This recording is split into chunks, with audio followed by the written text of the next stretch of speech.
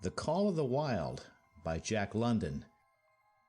This recording is by Mark Smith of Simpsonville, South Carolina.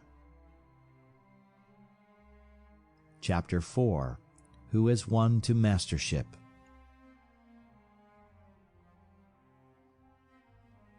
Hey, what I say? I speak true when I say that Buck two devils. This was Francois's speech next morning when he discovered Spitz missing and Buck covered with wounds. He drew him to the fire and by its light pointed them out. "That Spitz fight like hell," said Perrault as he surveyed the gaping rips and cuts. "And that Buck fight like two hells," was Francois's answer. "And now we make good time. No more Spitz, no more trouble, sure." While Perrault packed the camp outfit and loaded the sled, the dog driver proceeded to harness the dogs.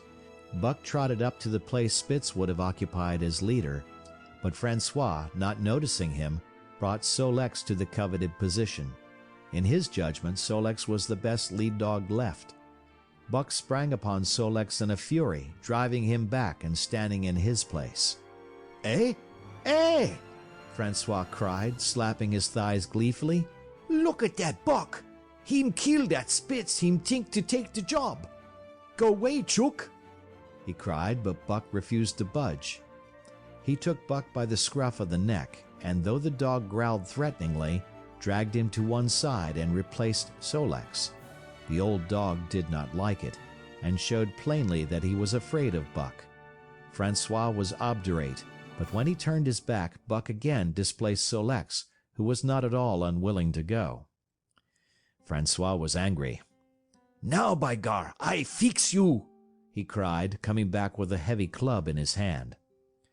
Buck remembered the man in the red sweater and retreated slowly, nor did he attempt to charge in when Solex was once more brought forward. But he circled just beyond the range of the club, snarling with bitterness and rage, and while he circled, he watched the club so as to dodge it if thrown by Francois, for he was become wise in the way of clubs. The driver went about his work, and he called to Buck when he was ready to put him in his old place in front of Dave. Buck retreated 2 or 3 steps.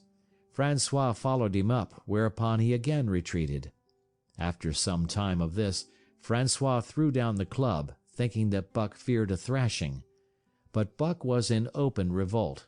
He wanted, not to escape a clubbing, but to have the leadership. It was his by right. He had earned it, and he would not be content with less. Perrault took a hand. Between them they ran him about for the better part of an hour. They threw clubs at him. He dodged.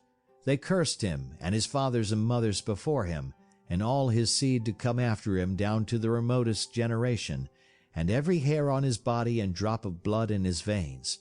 And he answered curse with snarl and kept out of their reach.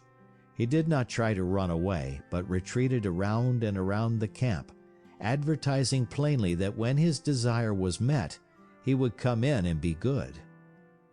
Francois sat down and scratched his head. Perrault looked at his watch and swore.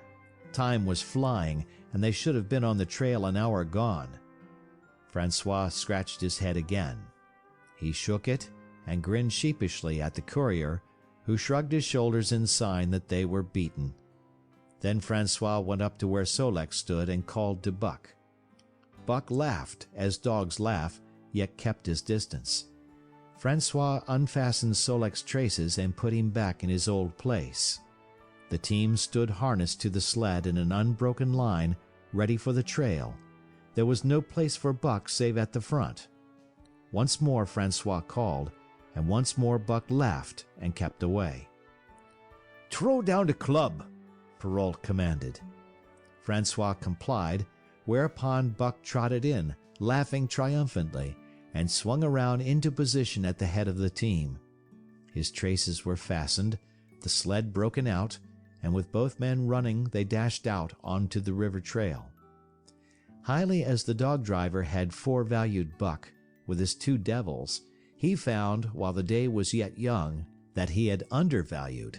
At a bound Buck took up the duties of leadership, and where judgment was required, and quick thinking and quick acting, he showed himself the superior even of Spitz, of whom Francois had never seen an equal. But it was in giving the law and making his mates live up to it that Buck excelled. Dave and Sol-leks did not mind the change in leadership. It was none of their business. Their business was to toil, and toil mightily, in the traces. So long as that were not interfered with, they did not care what happened. Billy, the good-natured, could lead for all they cared, so long as he kept order. The rest of the team, however, had grown unruly during the last days of Spitz, and their surprise was great now that Buck proceeded to lick them into shape. Pike, who pulled at Buck's heels, and who never put an ounce more of his weight against the breastband than he was compelled to do, was swiftly and repeatedly shaken for loafing, and ere the first day was done he was pulling more than ever before in his life. The first night in camp, Joe, the sour one, was punished roundly, a thing that Spitz had never succeeded in doing. Buck simply smothered him by virtue of superior weight, and cut him up till he ceased snapping and began to whine for mercy. The general tone of the team picked up immediately. It recovered its old-time solidarity, and once more the dogs leaped as one dog in the traces. At the Rink Rapids, 2 native huskies, Teek and Kuna, were added, and the celerity with which Buck broke them in took away Francois's breath. "Never such a dog as that Buck!" he cried. "No, never! Him worth $1,000 by gar! Eh? What you say, Perrault?" And Perrault nodded. He was ahead of the record then, and gaining day by day. The trail was in excellent condition, well packed and hard, and there was no new fallen snow with which to contend. It was not too cold. The temperature dropped to 50 below zero and remained there the whole trip. The men rode and ran by turn, and the dogs were kept on the jump, with but infrequent stoppages. The 30-mile river was comparatively coated with ice, and they covered in one day going out what had taken them 10 days coming in. In one run they made a 60-mile dash from the foot of Lake Le Barge to the White Horse Rapids. Across Marsh, Tagish, and Bennett, 70 miles of lakes, they flew so fast that the man whose turn it was to run towed behind the sled at the end of a rope. And on the last night of the second week, they topped White Pass and dropped down the sea slope with the lights of Skagway and the shipping at their feet. It was a record run. Each day for 14 days they had averaged 40 miles. For 3 days Perrault and Francois threw chests up and down the main street of Skagway and were deluged with invitations to drink, while the team was the constant center of a worshipful crowd of dogbusters and mushers. Then 3 or 4 Western bad men aspired to clean out the town, were riddled like pepper boxes for their pains, and public interest turned to other idols. Next came official orders. Francois called Buck to him, threw his arms around him, wept over him. And that was the last of Francois and Perrault. Like other men, they passed out of Buck's life for good. A Scotch half-breed took charge of him and his mates, and in company with a dozen other dog teams he started back over the weary trail to Dawson. It was no light running now, nor record time, but heavy toil each day, with a heavy load behind, for this was the mail train, carrying word from the world to the men who sought gold under the shadow of the pole. Buck did not like it, but he bore up well to the work, taking pride in it after the manner of Dave and Sol-leks, and seeing that his mates, whether they prided in it or not, did their fair share. It was a monotonous life, operating with machine-like regularity. One day was very like another. At a certain time each morning the cooks turned out, fires were built, and breakfast was eaten. Then, while some broke camp, others harnessed the dogs, and they were under way an hour or so before the darkness fell which gave warning of dawn. At night camp was made. Some pitched the flies, others cut firewood and pine boughs for the beds, and still others carried water or ice for the cooks. Also the dogs were fed. To them this was the one feature of the day, though it was good to loaf around, after the fish was eaten, for an hour or so with the other dogs, of which there were 50 and odd. There were fierce fighters among them, but 3 battles with the fiercest brought Buck to mastery, so that when he bristled and showed his teeth, they got out of his way. Best of all, perhaps, he loved to lie near the fire, hind legs crouched under him, forelegs stretched out in front, head raised and eyes blinking dreamily at the flames. Sometimes he thought of Judge Miller's big house in the sun-kissed Santa Clara Valley, and of the cement swimming tank, and Isabel, the Mexican hairless, and Toots, the Japanese pug. But oftener he remembered the man in the red sweater, the death of Curly, the great fight with Spitz, and the good things he had eaten or would like to eat.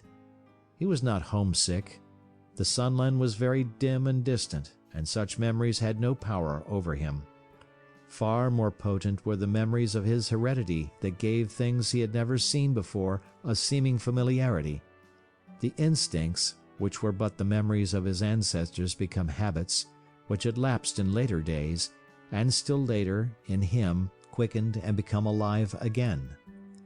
Sometimes as he crouched there, blinking dreamily at the flames, it seemed that the flames were of another fire, and that as he crouched by this other fire, he saw another and different man from the half-breed cook before him. This other man was shorter of leg and longer of arm, with muscles that were stringy and knotty rather than rounded and swelling. The hair of this man was long and matted, and his head slanted back under it from the eyes. He uttered strange sounds, and seemed very much afraid of the darkness, into which he peered continually, clutching in his hand, which hung midway between knee and foot, a stick with a heavy stone made fast to the end. He was all but naked, a ragged and fire-scorched skin hanging part way down his back, but on his body there was much hair. In some places, across the chest and shoulders and down the outside of the arms and thighs, it was matted into almost a thick fur. He did not stand erect, but with trunk inclined forward from the hips, on legs that bent at the knees. About his body there was a peculiar springiness or resiliency, almost cat-like, and a quick alertness as of one who lived in perpetual fear of things seen and unseen. At other times this hairy man squatted by the fire with head between his legs and slept. On such occasions his elbows were on his knees, his hands clasped above his head as though to shed rain by the hairy arms. And beyond that fire, in the circling darkness, Buck could see many gleaming coals, 2 by 2, always 2 by 2, which he knew to be the eyes of great beasts of prey. And he could hear the crashing of their bodies through the undergrowth, and the noises they made in the night. And dreaming there by the Yukon bank, with lazy eyes blinking at the fire, these sounds and sights of another world would make the hair to rise along his back and stand on end across his shoulders and up his neck, till he whimpered low and suppressedly, or growled softly, and the half-breed cook shouted at him, "Hey, you Buck, wake up!" Whereupon the other world would vanish, and the real world come into his eyes, and he would get up and yawn and stretch as though he had been asleep. It was a hard trip, with the mail behind them, and the heavy work wore them down. They were short of weight and in poor condition when they made Dawson, and should have had a 10 days or a week's rest at least. But in 2 days' time they dropped down the Yukon bank from the barracks, loaded with letters for the outside. The dogs were tired, the drivers grumbling, and to make matters worse, it snowed every day. This meant a soft trail, greater friction on the runners, and heavier pulling for the dogs. Yet the drivers were fair through it all and did their best for the animals. Each night the dogs were attended to first. They ate before the drivers ate, and no man sought his sleeping robe till he had seen to the feet of the dogs he drove. Still, their strength went down. Since the beginning of the winter they had traveled 1,800 miles, dragging sleds the whole weary distance, and 1,800 miles will tell upon life of the toughest. Buck stood it, keeping his mates up to their work and maintaining discipline, though he too was very tired.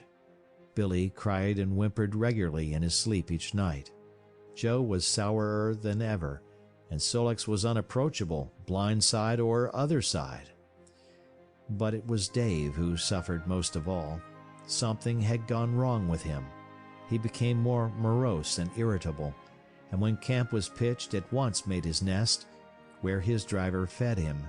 Once out of the harness and down, he did not get on his feet again till harness-up time in the morning.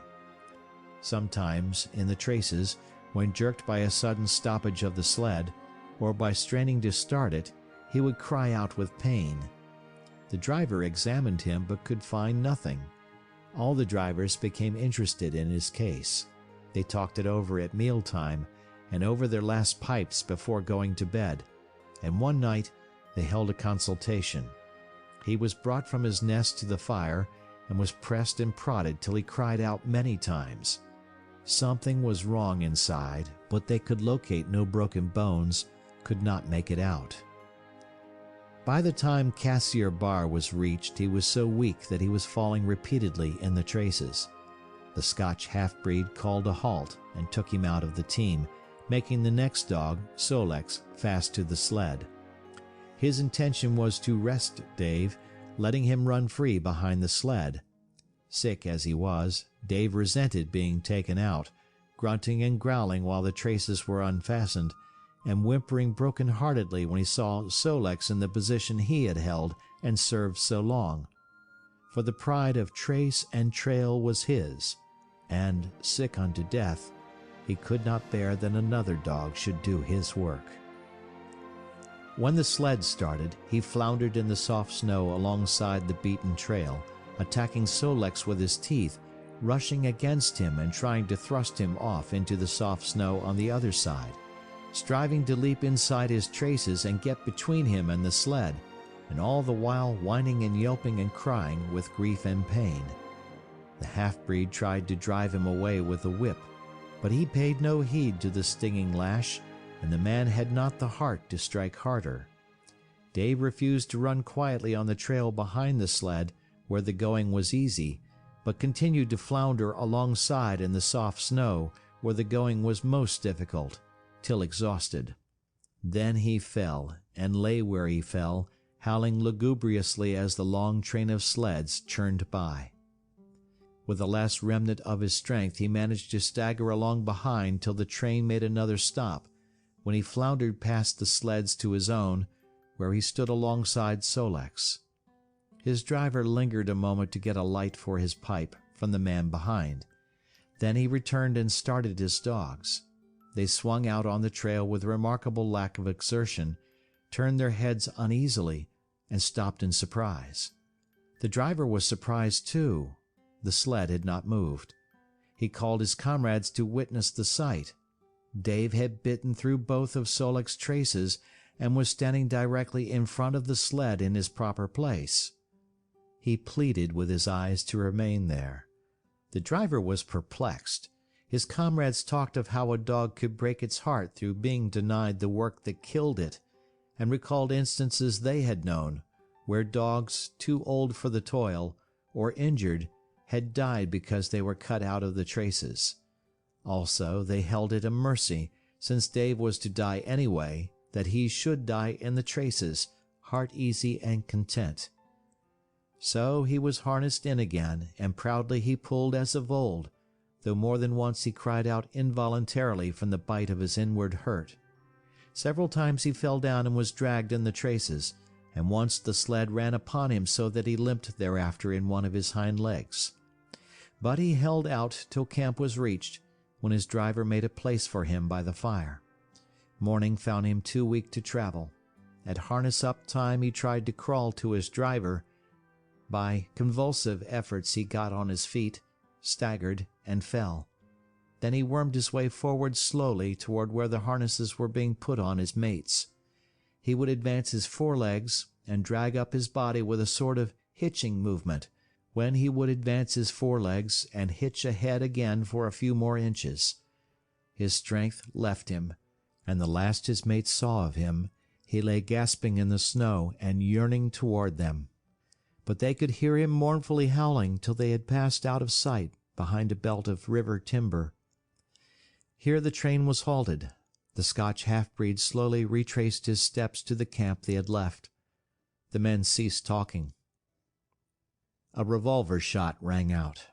The men came back hurriedly.